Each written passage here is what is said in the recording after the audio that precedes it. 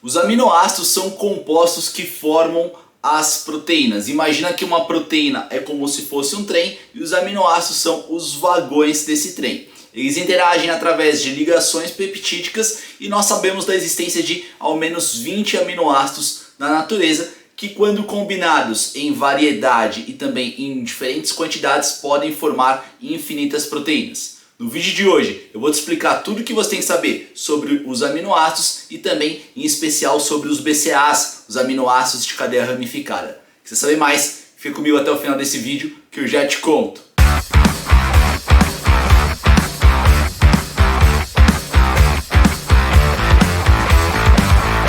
Fala Nutri, beleza? Eu sou o professor Dr. Jefferson Comin, esse é o canal Comin Nutrição e hoje nós vamos falar sobre aminoácidos e também sobre os aminoácidos de cadeia ramificada, os populares BCAAs. Pessoal, o que acontece aqui? No nosso corpo e na natureza nós temos diferentes tipos de proteína e a cada dia a ciência descobre uma nova proteína.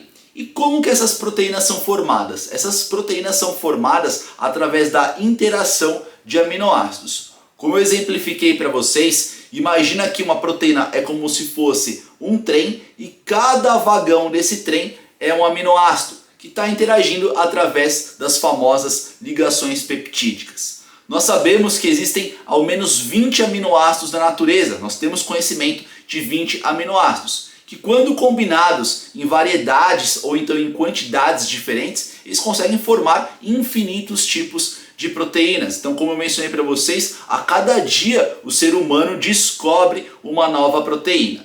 E aí, esses aminoácidos eles podem ser divididos basicamente em aminoácidos essenciais, não essenciais e condicionalmente essenciais. O que é um aminoácido essencial? É um aminoácido que o nosso corpo não produz. Então é essencial você obtê-lo através da alimentação. Um aminoácido não essencial é um aminoácido que o nosso corpo produz. Logo, não é essencial você obtê-lo através da alimentação. Já no caso de um aminoácido condicionalmente essencial, vai depender da sua condição de vida e em qual momento você está, você pode produzi-lo ou não. Um exemplo mais clássico é a histidina, que nós conseguimos produzir aí durante a maior parte da nossa vida, exceto durante a infância e a senescência. Um recado importante, muitas pessoas associam o termo não essencial como não sendo importante, e isso é um erro gravíssimo. Afinal de contas, esse tipo de aminoácido ele é tão importante que o nosso próprio corpo consegue produzi-lo. E aí uma coisa que eu já vou pedir para vocês antes da gente partir para o próximo tópico é para você já me dar aquela força, deixa o like aqui nesse vídeo, se inscreve no canal e ativa as notificações se você quiser se manter atualizada em relação à nutrição, porque nós temos vídeos todos os dias. Quais são as fontes alimentares dos aminoácidos? Você consegue obter aminoácidos, proteínas de maneira geral, consumindo alimentos de origem animal, como carnes, peixes, ovos, enfim, leite. Você consegue também obter essas proteínas, consumindo alimentos de origem vegetal, como no caso das leguminosas, feijão, ervilha e lentilha, e também como no caso das oleaginosas, como por exemplo as castanhas ou amêndoas. E aí já no caso dos BCAAs, conhecidos como os aminoácidos de cadeia ramificada, que o pessoal suplementa, aliás, não sai desse vídeo que eu vou te falar quanto que você tem que tomar de BCAA por dia. Os BCAAs, a isoleucina, leucina e valina, que formam esse grupo, eles são muito interessantes, sobretudo a leucina. Por quê? A leucina ela consegue ir lá dentro da sua célula muscular e ativar o que nós chamamos de via de sinalização emitor. E como resultado da ativação dessa via de sinalização emitor, nós conseguimos proporcionar a hipertrofia da célula. Então você pode estar pensando aí numa célula muscular, a partir do momento que você oferta a leucina para essa célula, ela consegue aumentar de tamanho. Mas isso é uma peculiaridade da leucina. Tanto a leucina quanto a isoleucina e a valina, elas conseguem participar como intermediários de uma via metabólica que nós chamamos de ciclo de Krebs, que é relacionado ali com o fornecimento de energia para as nossas células, inclusive para a nossa célula muscular. Então aqui vocês já conseguem perceber por que vários atletas e pessoas fisicamente ativas acabam suplementando esses três componentes, os aminoácidos de cadeia ramificada. Porque você conseguiria, hipoteticamente, aumentar o tamanho da sua célula muscular, você conseguiria fornecer mais energia. E tem uma outra aplicação para a utilização dos BCAAs. Pessoas que fazem exercício de longa duração acabam suplementando os BCAAs. Por quê? Esse tipo de aminoácido consegue competir com o triptofano para romper a barreira hematoencefálica. Mas relaxa que eu vou te explicar. O que acontece aqui? O triptofano é um aminoácido essencial, ou seja, você precisa obter ele através da alimentação. Quando a gente vai ver lá o nosso encéfalo, ele tem uma barreira que é muito seletiva. Afinal de contas, você não quer que todas aquelas moléculas que estão passando no seu sangue entrem em contato com seus neurônios. O triptofano ele consegue romper essa barreira seletiva que nós chamamos de barreira hematoencefálica, e lá dentro do nosso encéfalo, esse triptofano ele é metabolizado com a serotonina. O aumento dessa serotonina implica numa fadiga do sistema nervoso central. Ou seja, quanto mais triptofano, mais serotonina, maior a sua fadiga do sistema nervoso central. E se o cara está fazendo um exercício de longa duração, ele não quer ter esse tipo de fadiga. E é aí que entram os BCAAs. Por quê? Os BCAAs, os aminoácidos de cadeia ramificada, eles também conseguem romper a barreira hematoencefálica. Eles acabam competindo com o triptofano para romper essa barreira. Imagina que você tem lá o triptofano e os BCAAs, ambos tentando passar pela mesma porta, pela mesma entrada. O que vai acontecer é que, por haver esse tipo de competição, você acaba diminuindo a quantidade de triptofano dentro do seu encéfalo, você diminui a serotonina e, por consequência, você diminui a sua fadiga do sistema nervoso central. Essa é a explicação teórica por trás da suplementação de BCAAs em esportes de longa duração. Mas já foi investigado que você fazer um simples bochecho com água e açúcar durante esse tipo de exercício, você também consegue diminuir a fadiga do sistema nervoso central. Então isso coloca em xeque a suplementação dos BCAAs para esse tipo de aplicação. Tá, Jeff, mas e aí, do ponto de vista científico, tem algum benefício de eu suplementar BCAA? Olha, do ponto de vista científico já vou te adiantar que não. E do ponto de vista de você continuar estudando, se inscreve aqui no canal para você se manter atualizada aí em relação à nutrição. Me dá aquela moral, deixa o like aqui e ativa as notificações do canal, porque nós temos vídeos todos os dias e dessa forma você vai ter certeza de que você está recebendo esse conteúdo. Pessoal, se a gente for perguntar lá para a Sociedade Internacional de Nutrição Esportiva, eles publicaram um artigo científico em 2018 em que eles classificam os suplementos em 3 categorias. Esses suplementos são divididos em 2 tipos. Os 2 tipos que esses suplementos são divididos seriam suplementos para proporcionar modificações da composição corporal, mais precisamente na hipertrofia muscular, e o outro grupo seria ali de suplementos destinados à melhora, ao aumento do rendimento físico. E as 3 categorias que nós temos, a primeira das categorias seriam os suplementos que têm um alto grau de comprovação científica e de segurança.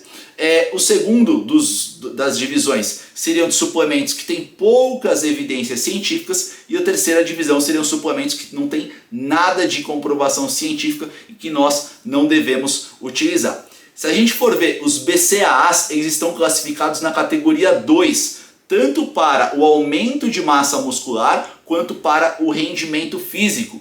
Então assim, a suplementação de BCAA ela não parece ser tão efetiva para esses 2 tipos de objetivo.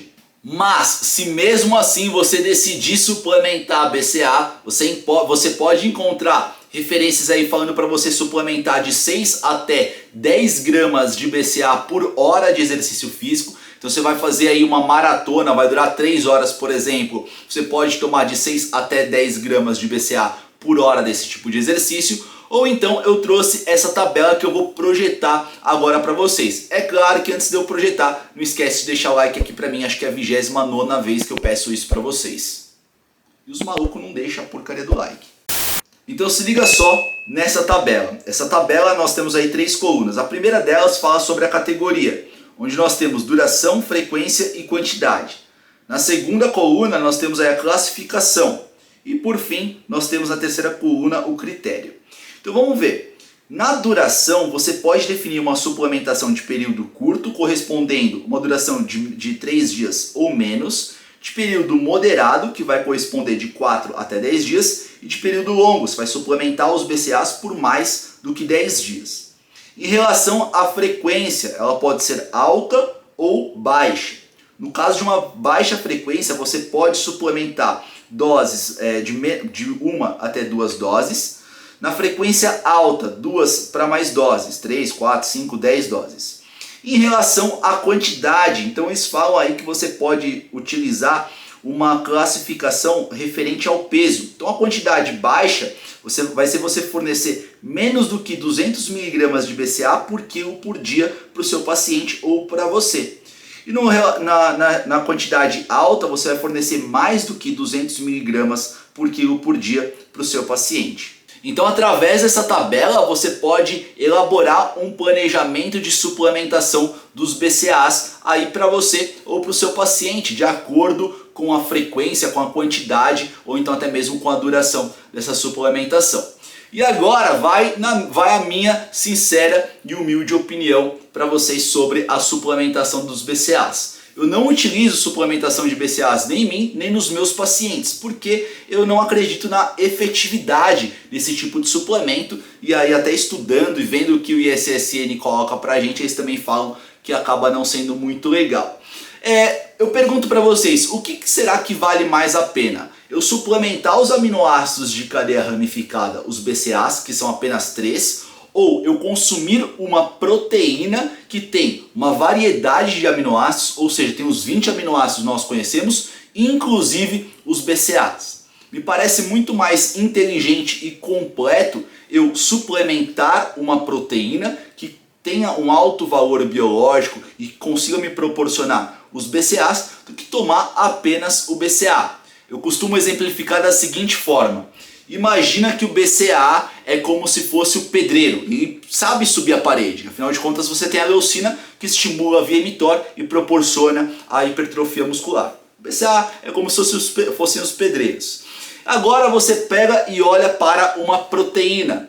Na proteína você tem os pedreiros, obviamente, você tem os BCAA, você tem o BCAA, mas você também tem os tijolos para que você consiga sintetizar, construir essa parede que você quer. Então eu acredito que a suplementação das proteínas elas acabam sendo muito mais efetivas do que a suplementação dos BCAAs. Aí você pergunta, pô Jeff, qual proteína que você pode suplementar? A gente pode falar de whey protein, a gente pode falar de albumina, inclusive aqui no canal nós temos vídeos sobre a suplementação de whey protein, a suplementação de albumina e comparando qual desses dois suplementos é melhor. Eu vou deixar esses vídeos aqui no card para vocês, então o vídeo da suplementação do whey protein, o vídeo da albumina e também na comparação, e também vou deixar esses vídeos lá na descrição para que vocês possam assistir. Beleza, pessoal? Ó, não esquece de me dar aquela força, de me dar aquela moral, deixa o like aqui para mim. Se você quiser se manter atualizada ou atualizado na área da nutrição, se inscreve no canal que nós temos vídeos todos os dias. E também ativa as notificações para você ter certeza de que você vai receber esses vídeos. De qualquer forma, vou deixar aqui do lado um outro vídeo para vocês e também o botãozinho para se inscrever. Vai que você se esquece.